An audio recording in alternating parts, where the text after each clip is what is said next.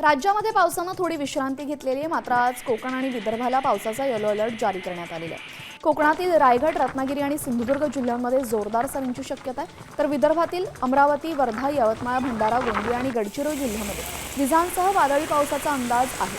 भंडारा, गोंदिया यावेळेस व्यक्त करण्यात आलेला आहे।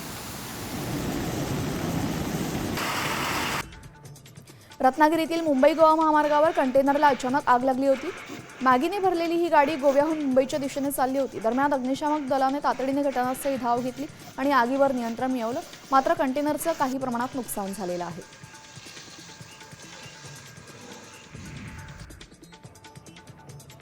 रत्नागिरीमध्ये आजपासून 2 महिन्यांसाठी मासेमारी बंद राहणार आहे। यावर्षीचा मच्छीमारीचा हंगाम संपल्यानंतर मच्छीमारी नौका बंदरामध्ये आलेल्या आहेत। जून जुलै हा माशांचा प्रजननाचा काळ